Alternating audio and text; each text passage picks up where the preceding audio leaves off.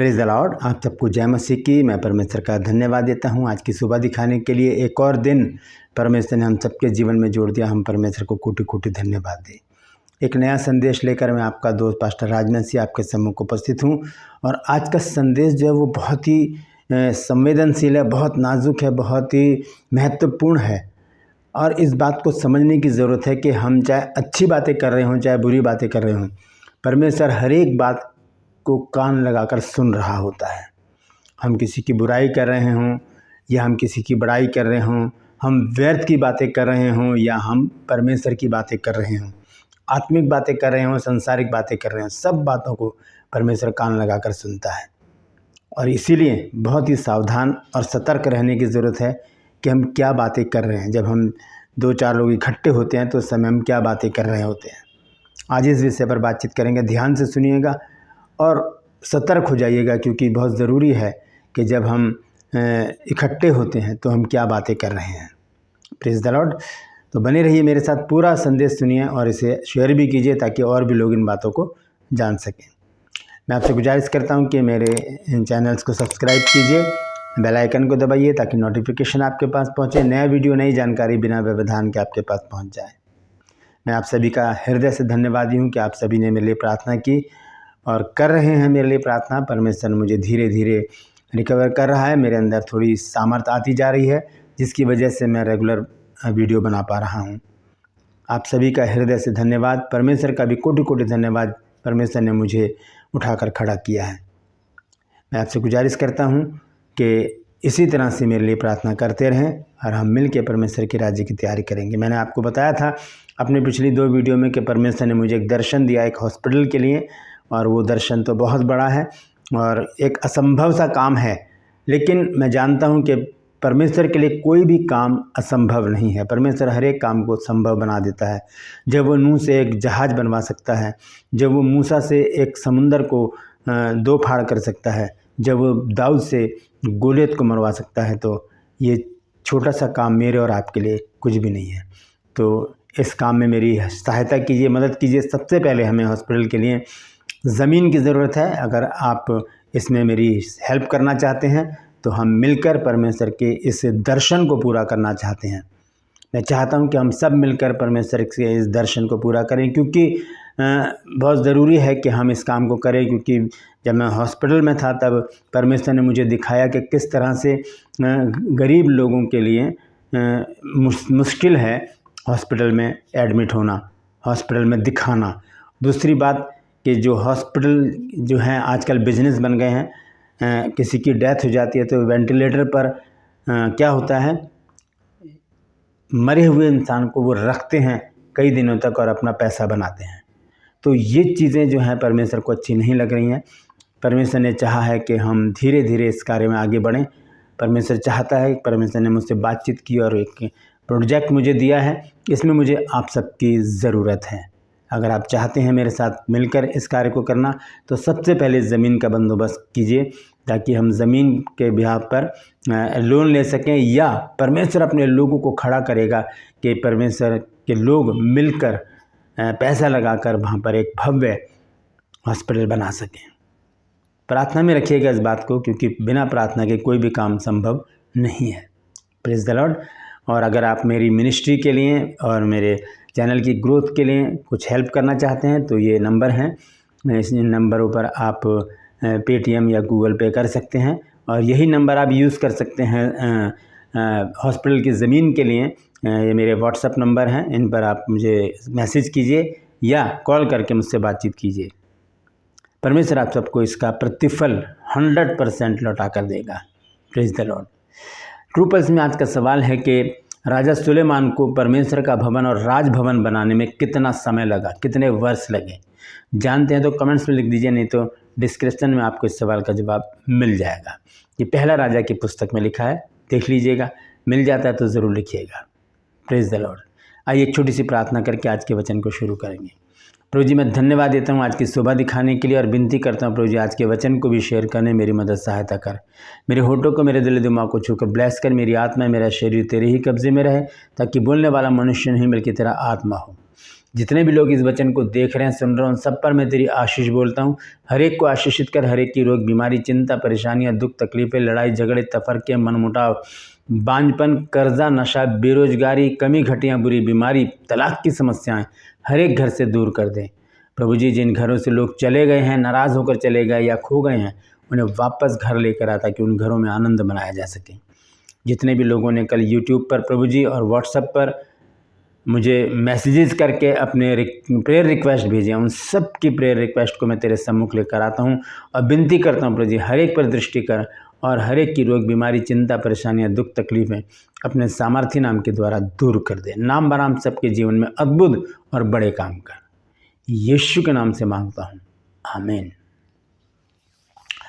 Praise the Lord. तो आइए आज के संदेश को हम शुरू करेंगे। संदेश है कि सावधान, परमेश्वर सुन रहा है। सावधान हो जाइए कि परमेश्वर सुन रहा है। हम क्या बातें करते हैं जब इकट्ठा होते हैं, क्या बातें कर रहे होते हैं उस समय। हम बहुत से लोग क्या करते हैं, बुराइयां करते हैं, चुगलियां करते हैं, व्यर्थ की बातें करते हैं, हंसी ठट्टा करते हैं, हंसी मजाक करते हैं। ये सब बातें परमेश्वर सुनता है। और आप इस बात से विचार कर सकते हैं कि जब परमेश्वर सुन रहा होता है और हम व्यर्थ की बातें कर रहे होते हैं, गंदी बातें कर रहे होते हैं, हंसी मजाक कर रहे होते हैं, तब परमेश्वर का जो विचार है हमारे विषय में क्या होंगे, परमेश्वर का रूप हमारे विषय में क्या होगा, परमेश्वर क्या सोचेगा हमारे बारे में। और अगर हम अच्छी बातें कर रहे होंगे तब परमेश्वर क्या करेगा। आइए 2 वचन मैं आपके सामने रखूँगा और सबसे पहले हम देखेंगे यहेजकेल नबी की पुस्तक 35 अध्याय 11, 12 और 13 पद। देखिए यहाँ पर क्या लिखा है।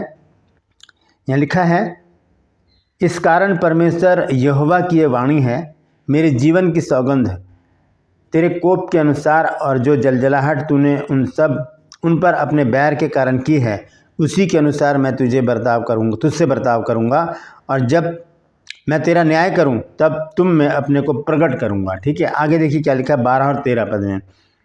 और तू जानेगा कि मुझ यहोवा ने तेरी सब तिरस्कार की बातें सुनी हैं। तिरस्कार की बातें परमेश्वर ने सुनी हैं जो तूने इजराइल के पहाड़ों के विषय में कही कि वे तो उजड़ गए, वे हम ही को दिए गए हैं कि हम उन्हें खा डालें। और देखिए 13 पद में परमेश्वर क्या कहता है। वो कहता है कि तुमने अपने मुंह से मेरे विरुद्ध बड़ाई मारी और मेरे विरुद्ध बहुत बातें कही हैं, इसे मैंने सुना है। परमेश्वर के विरुद्ध बड़ाई मारी, परमेश्वर के विरुद्ध बातें की, परमेश्वर ने इनको सुना है। और हम देखते हैं जब परमेश्वर इजरायलियों को मिस्र से निकाल कर लाया मूसा और हारून के द्वारा, तब इजरायलियों ने भी बहुत बार बुड़बुड़ाकर कुड़कुड़ाकर परमेश्वर की निंदा की और लड़ाई झगड़े करे मूसा के साथ। और परमेश्वर ने वो सारी बातें सुनी और परमेश्वर बहुत क्रोधित हुआ, लेकिन मूसा ने परमेश्वर को शांत किया। तो परमेश्वर सारी बातों को सुनता है, कान लगाकर सुनता है। यदि हम देखें यशायाह नबी की पुस्तक उसका 59 अध्याय और उसका पहला पद, तो देखिए यहाँ पर क्या लिखा है। यशायाह 59 वर्स 1 लिखा, सुनो यहोवा का हाथ ऐसा छोटा नहीं हो गया कि उद्धार ना कर सके और ना ऐसा बहरा हो गया है कि सुन ना सके। परमेश्वर सब कुछ सुनता है। जब उसने हमें कान दिए हैं तो क्या उसके पास भी कान नहीं है? वो भी, उसके पास भी कान है, वो सुनता है। परमेश्वर हमारी एक एक बात को, छोटी से छोटी सी बात को सुन लेता है और वैसे ही हमारे साथ व्यवहार करता है। यहाँ पर अभी हमने पढ़ा है यहेजकेल नबी की पुस्तक में 35 अध्याय के 11, 12, 13 पद में। तो यहाँ पर हमने देखा है कि हम कैसी भी बात क्यों ना करें, सब परमेश्वर सुन लेता है। होता क्या है कि जब हम कोई अच्छे काम करते हैं तो हम उसे उजागर करते हैं, दिखाते हैं, लोगों को भी दिखाते हैं और सोचते हैं कि परमेश्वर देख रहा होगा कि हमने अच्छे काम करे हैं। लेकिन जब हम बुराई करते हैं या कोई गलत काम करते हैं तो हम उसे छुप कर करते हैं कि कोई देख ना ले। परमेश्वर सब कुछ देखता है, सब कुछ सुनता है। तो हमने देखा एक रूप देखा है अभी कि परमेश्वर बुराइयों को कैसे सुन लेता है। अब इसका दूसरा रूप देखेंगे और वो है मलाकी की पुस्तक में। मलाकी की पुस्तक 3 अध्याय 16, 17 और 18 पद हम पढ़ेंगे। यहाँ पर देखिए क्या लिखा है। तब यहोवा का भय मानने वालों ने आपस में बातें की और यहोवा ध्यान धरकर उनकी सुनता था। और जो यहोवा का भय मानते और उसके नाम का सम्मान करते थे, उनके स्मरण के निमित्त उसके सामने एक पुस्तक लिखी जाती थी। सेनाओं का यहोवा यूँ कहता है कि जो दिन मैंने ठहराया है उस दिन वे लोग मेरे निज भाग ठहरेंगे और मैं उनसे ऐसी कोमलता करूंगा जैसी कोई अपने सेवा करने वाले पुत्र से करे। अच्छी बातें करने वाले लोगों के विषय में परमेश्वर के विचार हैं। ये परमेश्वर के विचार हैं। जो परमेश्वर के लोग हैं वो परमेश्वर की ही बातें करते हैं। दोस्तों, जब हम इकट्ठा हों तो कोशिश करें कि हम आत्मिक बातें करें, बाइबल की बातें करें, बाइबल के विषय में प्रश्न करें, एक दूसरे से पूछें। और बाइबल में बहुत सारी सेलिब्रिटी हैं, उनकी बातचीत करें। और आगे लिखा 18 पद में, तब तुम फिरकर धर्मी और दुष्ट का भेद, अर्थात जो परमेश्वर की सेवा करता है और जो उसकी सेवा नहीं करता, उन दोनों का भेद पहचान सकोगे। हम इस बात से पहचान सकेंगे कि कौन परमेश्वर का है, कौन परमेश्वर का नहीं है। हम जब इकट्ठा होते हैं दोस्तों, तो हम क्या करते हैं? हमें बहुत ही सावधान और सतर्क होने की ज़रूरत है, क्योंकि अंत का समय चल रहा है। यीशु मसीह कभी भी आ सकते हैं। तो जब हम इकट्ठा होते हैं तब हमें क्या करना है? आत्मिक बातें करनी है, वचन की बातें करनी है, परमेश्वर की बातें करनी है, परमेश्वर के लोगों की बातें करनी है, आराधना स्तुति करनी है और वचन पर मनन करना है। बहुत सारी बातें हैं वचन में जिस पर हम बातचीत कर सकते हैं, जिस पर प्रकाश डाल सकते हैं। बहुत सी बातें लोग नहीं जानते, आप जानते तो उन्हें बताइए। अगर आप नहीं जानते तो पूछिए, वो लोग आपको ज़रूर बताएंगे। तो इस तरह से हम जब इकट्ठा होते हैं तो अच्छी बातें करें, क्योंकि यहाँ साफ रीति से लिखा है 16 पद में, मलाकी 3:16 में, तब यहोवा का भय मानने वालों ने आपस में बातें की और यहोवा ध्यान धरकर उनकी सुनता था। और जो यहोवा का भय मानते और उसके नाम का सम्मान करते थे, उनके स्मरण के निमित्त उसके सामने एक पुस्तक लिखी जाती थी। सब कुछ लिखा जा रहा है। जो हम अच्छी बातें कर रहे हैं चाहे बुरी बातें कर रहे हैं, सब कुछ लिखा जा रहा है। न्याय के समय परमेश्वर वो पुस्तक हमारे सामने लाकर रख देगा और कहेगा कि देखो, इस तारीख को, इस दिन, इस समय आप लोगों ने ये बातचीत की थी। तो बहुत ही सतर्क होने की ज़रूरत है, बहुत ही सावधान रहने की ज़रूरत है, क्योंकि परमेश्वर सुन रहा है, अच्छी बातें भी और बुरी बातें भी। Praise the Lord. परमेश्वर इन वचनों के द्वारा हम सबको आशीष दे। यदि आज आपने कुछ नया सीखा है तो कमेंट्स में ज़रूर लिखिएगा और बताइए कि आपने आज नया क्या सीखा है। यदि आपके मन में कोई सवाल आता है तो ज़रूर पूछिएगा, मैं कोशिश करूँगा उस पर वीडियो बनाने की। ट्रू पल्स में आज का सवाल है कि राजा सुलेमान को परमेश्वर का भवन और राजभवन बनाने में कितना समय या कितने वर्ष लगे? जानते हैं तो कमेंट्स में लिख दीजिएगा, नहीं तो डिस्क्रिप्शन में आपके सवाल का जवाब मिल जाएगा। मैं आपसे एक बार फिर से गुजारिश करता हूँ कि जो मेरा दर्शन है उसमें मेरा साथ दीजिए। और मैंने आपको बता ही दिया है कि मुझे ज़मीन की ज़रूरत है। अगर आपके संपर्क में ऐसा कुछ है तो मुझसे ज़रूर संपर्क कीजिए, ताकि हम आगे की प्रक्रिया को शुरू कर सकें। ये मेरे नंबर हैं। यदि आप मेरे चैनल की ग्रोथ के लिए या मेरी मिनिस्ट्री के लिए कुछ हेल्प करना चाहते हैं तो मोस्ट वेलकम, मैं आपका स्वागत करता हूँ। जो भी आपके मन में परमेश्वर डालता है तो ज़रूर कीजिएगा, ताकि परमेश्वर के राज्य की तैयारी की जा सके। Praise the Lord. मैं आपसे गुजारिश करता हूँ, मेरे इन चैनल्स को सब्सक्राइब कीजिए, बेल आइकन को दबाइए, ताकि नोटिफिकेशन आपके पास पहुँचे, नया वीडियो, नई जानकारी बिना व्यवधान के आपके पास पहुँच जाए। मेरे वीडियोस को लाइक कीजिए और शेयर कीजिए, कमेंट्स बॉक्स में आकर मुझसे ज़रूर बातचीत कीजिए। Praise the Lord. आज के लिए बस इतना ही। फिर मिलूंगा एक नए संदेश के साथ, एक नया वीडियो लेकर। तब तक के लिए मुझे इजाज़त दीजिए, लेकिन अपना और अपनों का ख्याल रखिए और याद रखिए, जब भी इकट्ठा हूँ तो सिर्फ़ और सिर्फ परमेश्वर की वचन की, परमेश्वर के शब्दों की, परमेश्वर के विषय में बातचीत करें और मेरे दर्शन के बारे में ज़रूर प्रार्थना करते रहें, ताकि वो दर्शन जल्दी पूरा हो। Praise the Lord. परमेश्वर आप सबको आशीषित करे।